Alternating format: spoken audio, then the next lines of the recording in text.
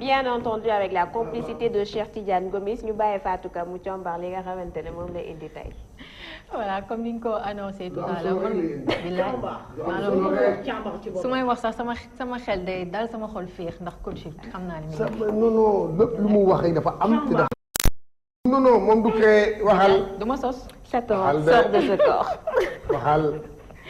alors dañ koy commencer ak lii am fële ca groupe Futurs Médias ñu bëri di si wax ci semaine bi muy réaménagement yi nga xamante ne jot na fa am biñ ci gën a ràññee nag muy poste Aïssatou Diop Fall bi nga xamante ne ni dañ koo dindi daal di ko teg ci loxo Sara Cissé alors lii indi lu ñu mel nag mooy ñoom ñi fa nekkoon yore woon direction de l'information jubóowuñu woon ci seen biir alors bi nga xamante ni ki yore groupe Futurs Médias ki ko moom di Youssou Ndour ak ñi topp ci moom gis problème boobu daal di leen ñaan ñu arrêté seen kuréel yi ñu dem ba gis ne bu ñu woyee ci loolu dina leen indil yeneen problème ñu jéggi dayoo ci lañ daal di leen teggi ñoom ñi fa nekkoon jël Aïssatou Diop Fall instant bi mu nekk fa simple employé comme ñeneen ñi indiwaat Sara Cissé mi nga xamante ne moom jóge woon na fa ak Abdoulaye Der ak ki nga xamante ni mooy Astou Mbène Diouf.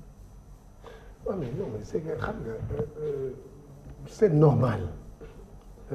Changement il faut s'attendre à tout gëm yàlla la rek tey jii dans toutes les ci médias yëpp day am ay moment boo xam ne maanaam directeur bi wala kii moom rajo bi wala ki moom télé bi mais c'est moom mu xool changer mais léegi comme gouvernement sax waaw ba ci gouvernement l'essentiel dàquñu leen defuñu leen dara ils sont dans la rédaction ils sont en train de travailler. c'est ça c'est que du poste rek mooy tax nga liggéey même bu ñu la tegee fële yow liggéey sa liggéey rek. mais xam naa ñàkk jubóo bi aussi moo tax moo gën a attiré. équipe bu déggoowul sax nag c'est pas facile parce que équipe travail équipe en fait. tu peux pas mënoo leen ñàkk déggoo. loolu mooy indi réaménagement bi parce que déggoowuñu mënuñu liggéey.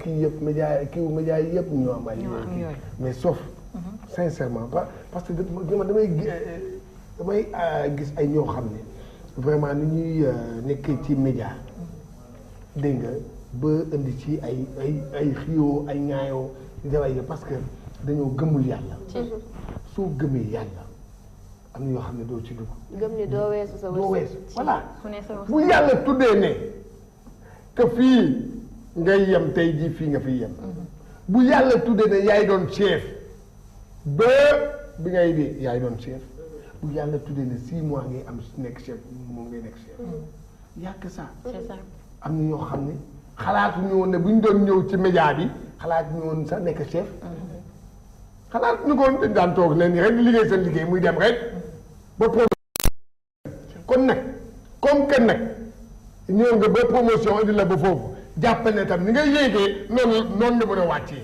gëmal yàlla. très bien lii moo tax ma lay soxla si sama wet. macha allah comme noonu la gëmal yàlla.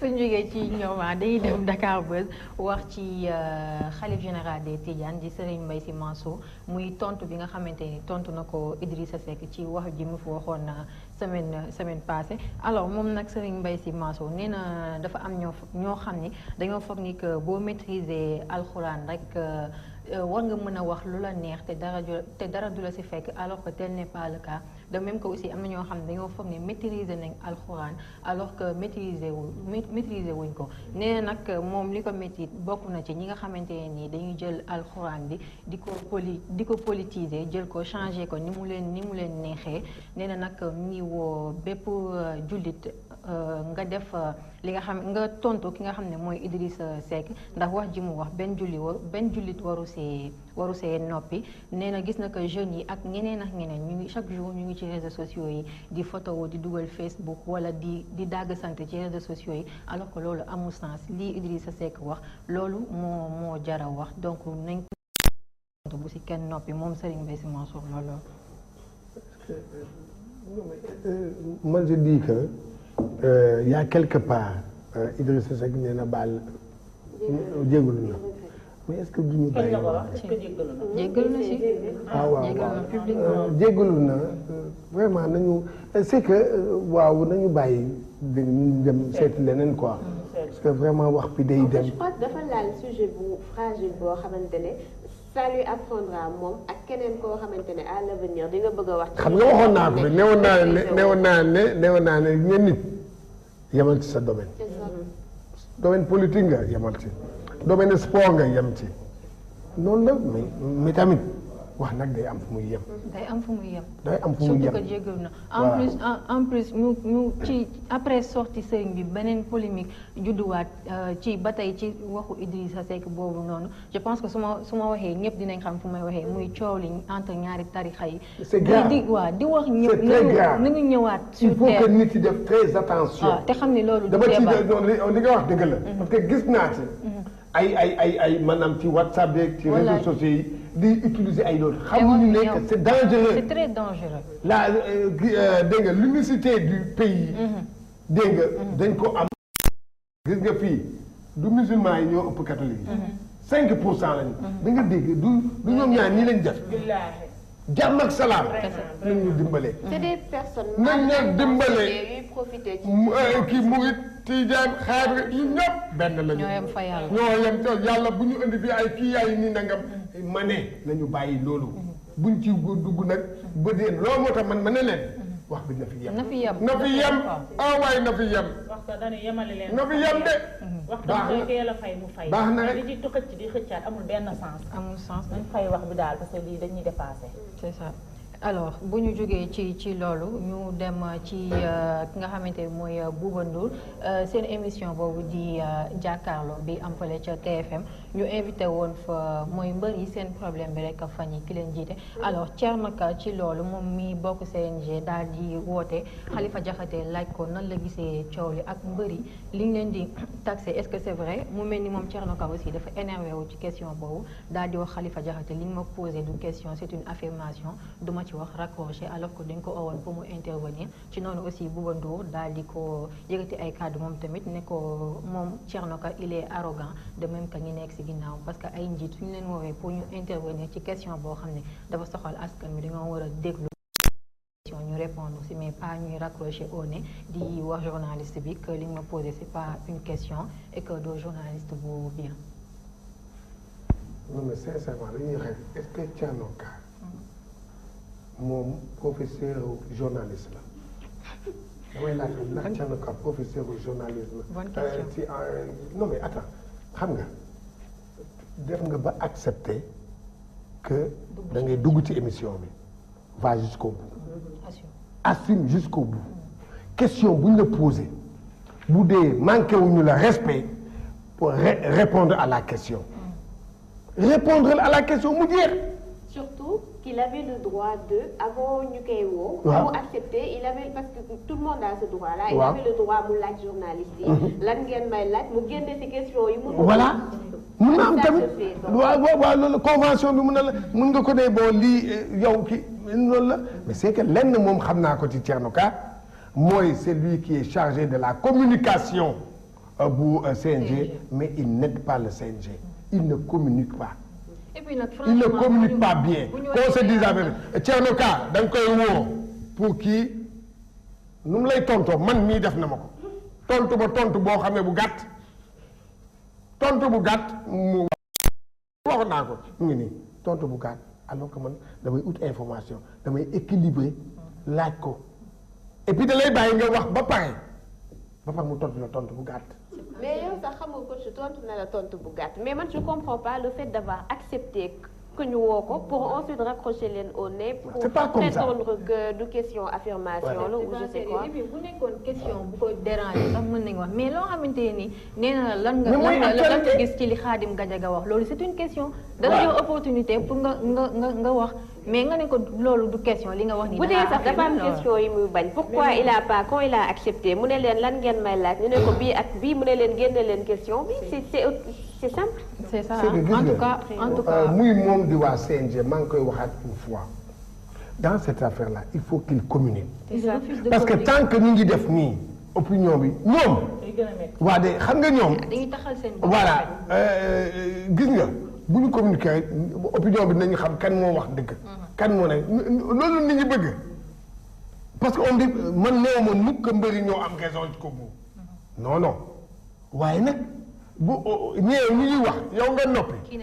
consent kon nag léegi nag ñoom seen jëmmu bopp kii mais malheureusement avec Thierno Ka il ne communique pas boo ko woon léegi day bàyyi waa Thierno Ka na nga def ça va yaa ngi ci jàmm bon man de dama bëggoon de vraiment ñu wax ci lii mu ne la rek parce que mu wax la benn wax boo xam ne yow sa jëm bopp waaw da ngay ubbee da ngay kii bi sax bàyyi xam nga dama neex ma delloo la rek. dégg nga man bi ma koy mujjee woo la laa ko woo ne ko dañ la invité petit déj parce que am na ñu jaar ba pare ñu war tamit pour rek par rapport ak so loolu waaw dégg nga bu ma ko waxee loolu ba saa mu ne ma damay réunion ma ne ko damay réunion bu mu ne ma damay réunion léegi ma ne ko non émission bi temps la mu ne ma non non wóorul ma pare tak jeex na.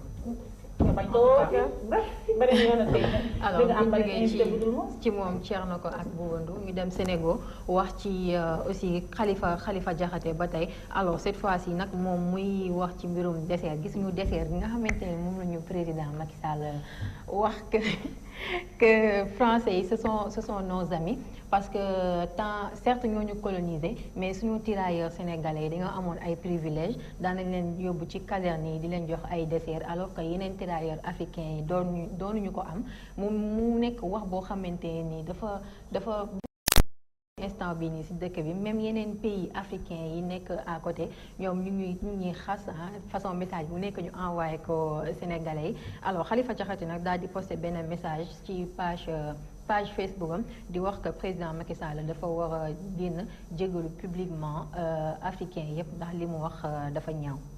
xaw ma ndax seetlu ngeen benn affaire mooy que sunu njiit yi monde bi yëpp laa yàq maanaam mënuñu wax dañu am problème wax saa yi ñu waxee rek wax nañu wax benn wax boo xam ne du gis ngeen kii Donald Trump gis ngeen toj yi muy def wax noonu xaar xam cas à part waaw noonu xaar rek xam nga Trump wax ay wax kon nag bu njëkk ba président buy wax balaa muy wax te bu waxee day xoolaat lu muy wax c'est ça aujourd'hui le problème parce que dañu waxante dëgg boo demee ba toog def benn révélation bu mel noonu et puis ay dessert mooy non mais attends dessert mooy la fi mu ne nii coach da ngay gis bu ñu ndogoo ba pare sax boo duggee ci réseaux sociaux yëpp dañuy dugal benn kii ne leen ba deseeru ngeen ba pare genre kii yooyu et puis kenn xamul maladresse la def kenn xamul en fait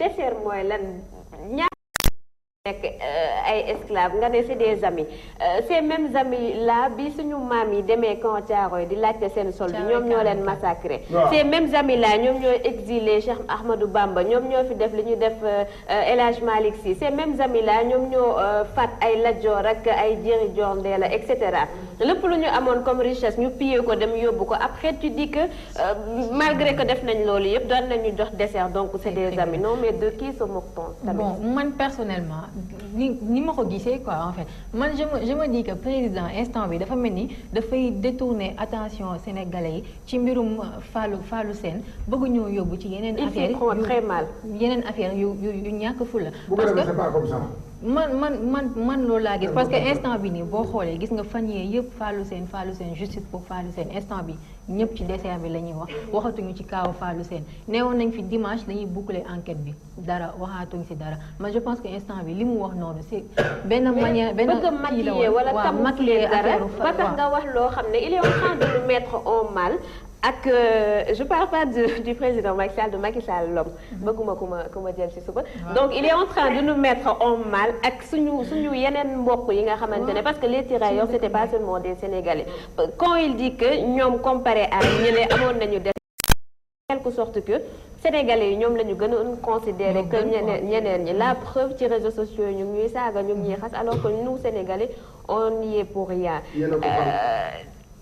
à côté tamit même sénégalais ak même africain yooyu nga xamante ne en ce moment ñu ngi fustiger li président Macky Sall wax ci affaire dessert bi ñoom ñoo nekk ci Mamadou Doucouré bi nga xamante ne may nañu ko voilà maintenant am na citoyenneté française ñu ne liggéeyu ndayam la yaa ngi tufli ci dessert bi ñu jox que le dessert nga ne c'est bien ndayam moo ko liggéey on comprend vraiment pas les Sénégalais et les Africains c'est l'Afrique point final. c'est l'Afrique. alors ñu dugg nag ci domaine coach ci mbirum sport bi. waaw nga moom dama koy beral loxo. ñu wax ci Henri Kasperzak nekkoon ci peut-être la wax. nekkoon ci sélectionneur équipe nationale bu Sénégal alors moom Henri Kasperzak nee na nag moom gisul njariñ bi tax instant bi média polonais yi di acharné wu ci équipe nationale bu Sénégal ndax équipe boo xamante ne mystique la ñu gën a jiital que li ñu war a def sur le terrain équipe boobu noonu waruñu cee wax nee na moom bi mu yoree équipe nationale bu Sénégal ñi nga xamante ne ñooy sëriñu équipe bi dañ daan jël ay ginaar daal di leen lakk ci bi ñuy dund jël cendre di ko jox joueurs yi pour ñu koy diw seeni ay cheville wala genou pour bañ a am ay gaañu doon nañ jël aussi ay xar wala ay bëyëx yu ni mel di ko rey jël deret bi jox ko joueur bi pour ñu dem gas ci stade bi ñu war a jouer sotti ko fa ku ko def da ngay dugal bi ak yeneen pratique mystique yoo xamante ni dafa ñaaw moom d'après ni mu ko gisee nee nag équipe bi daal mystique bi la ñu gën a jiital que li nga xamante ni mooy football bi sur le terrain donc du équipe boo xamante ni Pologne war na koo tiit moom Henri Kasperzak moo wax loolu ci équipe bi. il a tort. xam nga Henri Kasperzak il est mal placé tey di wax ci sunu Lions yi. xam nga lu tax. moom Henri Kasperzak c'est un traître. il nous a trahis. Ah bon? En 2008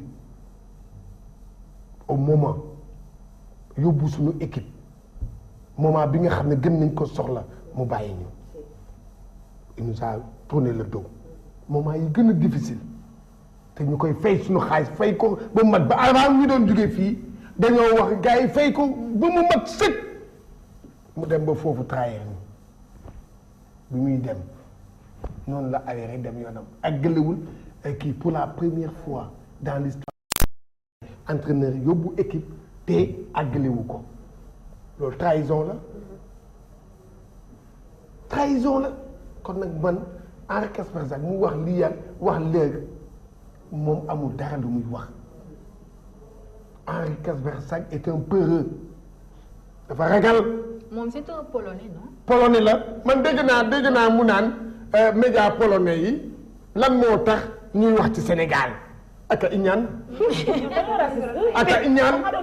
loolu mu ne lan la non pourquoi média polonais yi di wax ci Sénégal mel ni koy Sénégal équipe bu mag la daa waaw ma ne daa iñaan xam na ne iñate loolu la dafa iñaan kii baaxul waaw baaxul léegi nag mu dem di gën a ñaaw yow ngay dem fële di topp di wax ay yow bi nga fiy nekk dañ la dégg nga wax ko waaw bu fekkee ne moom li mu doon wax kii na Henri Kasperzak mu ngi nii lu ko Afrique lépp lañ ko defal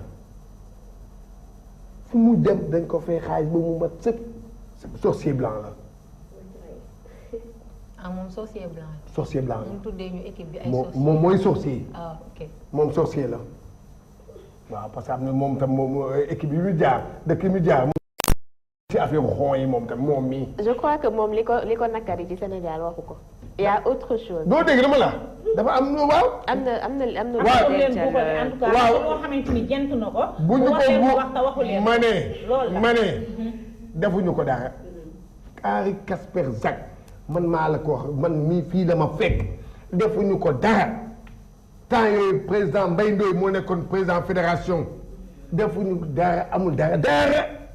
Kasperzak on l'a toujours bien traité. non coach mën na bañ a nekk lu am cadre ak équipe ak sport bi mais am na en fait lu parce qu'on peut pas être méchant à ce point am na on dirait que am na lu mu dencal Sénégal. ki gënoon a jege Henri Kasperzak ci biir fédération bi xam nga kan la Malick Gakou temps yii vice président noonu fédération Malick Gakou kon xanaa Malick Gakou wax léegi nag kon nag Malick Gakou moom la gën a jege léegi nag Malick Gakou yow waxal.